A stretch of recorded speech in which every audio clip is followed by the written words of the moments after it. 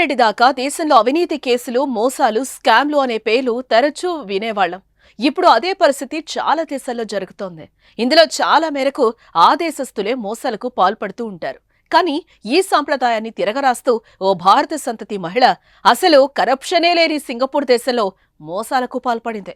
సాధారణంగా సింగపూర్ దేశం అంటే architecture, tourism, night life, luxury country, ఇలా అనేక అంశాలు గుర్తుకొస్తూ ఉంటాయి. సింగపూర్లో క్రైమ్ రేట్ కూడా చాలా తక్కువ అని చాలాసార్లు విన్నాం కూడా. అయితే అలాంటి ప్రశాంత దేశంలో కూడా తాజాగా మోసాలకు పాల్పడిన ఓ భారత సంతతికి చెందిన మహిళ సంచలనం సృష్టించింది.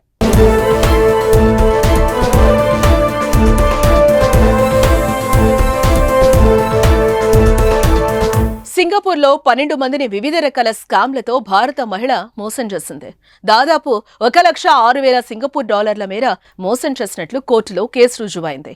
ఈ మేరకు భారత సంతతికి చెందిన మహిళకు సింగపూర్ కోర్టు బుధవారం 3 ఏళ్ల జైలు శిక్షతో పాటు 2,000 సింగపూర్ డాలర్ల జరిమానా విధించింది. నిందితురాల్ని ప్రిస్కిల్లా షమణి మనోహరన్ గా సింగపూర్ పోలీసులు గుర్తించారు. అయితే గత 2 ఏళ్లుగా 2022 నుంచి ఆమె ఈ నేరాలకు పాల్పడినట్లుగా తెలుస్తోంది. హౌసింగ్ బోర్డ్ పబ్లిక్ స్కీమ్ కింద అపార్ట్మెంట్కు చెందిన ట్రాన్సాక్షన్ కోసం డబ్బు చెల్లించాల్సి ఉందని, అయితే తన కొడుకు, కుమార్తె చనిపోయినట్లుగా చెబుతూ మనోహరన్ ఒక వ్యక్తి దగ్గర డబ్బు తీసుకుంది. ఈ మేరకు ఆ వ్యక్తి దగ్గర 57,250 సింగపూర్ డాలర్ల మేర మోసం చేసింది.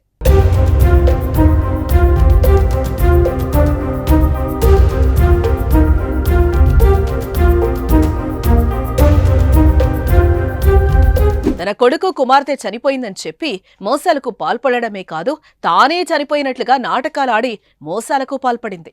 అందుకోసం మనోహరన్ చనిపోయినట్లుగా తప్పుడు పత్రాలు సృష్టించింది.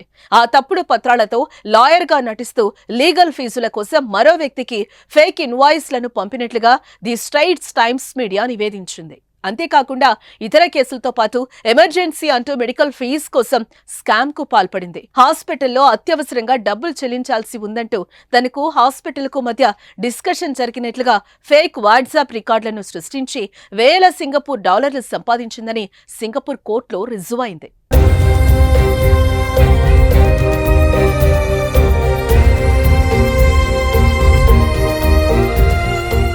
అలా ప్రజలను మోసం చేయటమే ప్రవృత్తిగా తన ప్రయాణం సాగించింది మనోహరన్. ఈ ఏడాది ప్రారంభంలోనూ 2 వ్యక్తులను 11,800 డాలర్ల మేర ఆమె మోసానికి పాల్పడినట్లు దర్యాప్తులో తేలింది.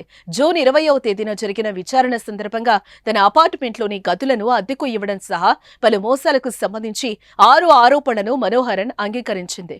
దీంతో ఇన్ని మోసాల్లో మనోహరన్ పాత్ర ఉండటంతో న్యాయస్థానం శిక్ష విధించే సమయంలో మరో 14 ఇతర అభియోగాలను పరిగణలోనికి తీసుకుంది.